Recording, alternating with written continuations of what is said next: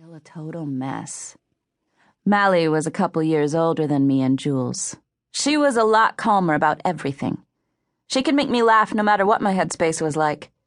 She snapped one of her naughty schoolgirl suspenders, winked, and blew me a saucy kiss, which forced me to crack a grin. At least my stupid face stopped twitching.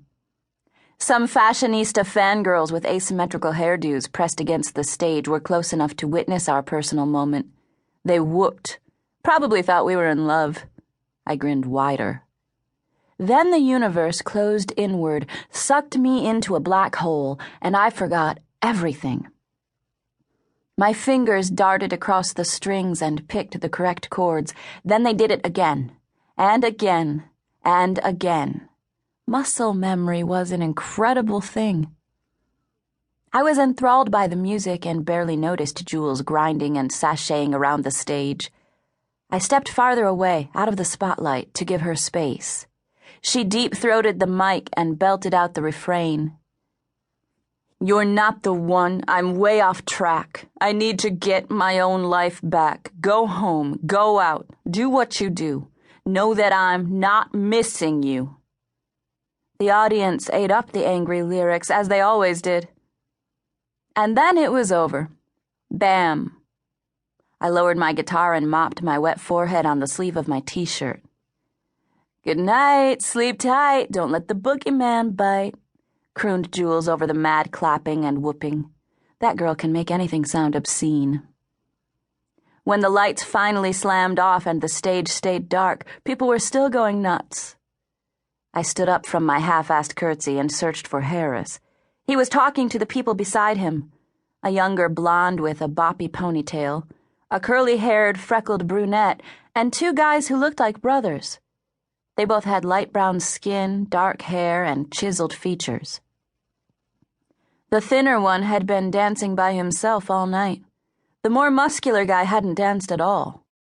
In fact, he'd been perfectly still in the storm, staring up at the stage. Kinda creepy. I'd been reading Harris's comic, Dream Rage, since it launched 4 years ago, and I'd been mildly obsessed with him since we met at a party thrown by my recording studio in the spring. Okay, more than mildly. If my crush were an espresso, it would be 12 shots strong. He was an incredibly talented artist. Not to mention a great dancer, in a spazzy kind of way. His perfect girlfriend, Marie, wasn't around tonight. She was usually superglued to his side.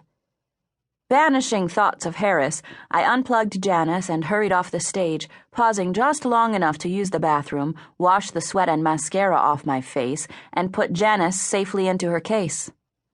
With the guitar hanging over my shoulder, I jogged down the hallway past the room where Malika and Jules got dressed. My nose twitched when a cloud of pot wafted out from under the door. There was a maintenance exit up ahead that no one would expect me to come out.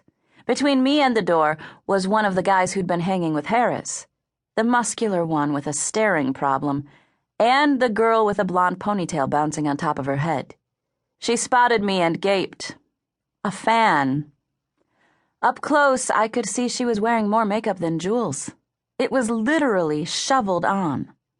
When she noticed her guy was also watching me with an appraising look, she pouted, reached up, and tried to tug his face back toward her. His gaze didn't waver from my face. He stepped forward and blocked my path. I hadn't realized how huge he was. Over 6 feet. Also gorgeous in a hard, masculine kind of way. Not really my type. Refusing to be intimidated, I gave him a small shove and pushed past without slowing down.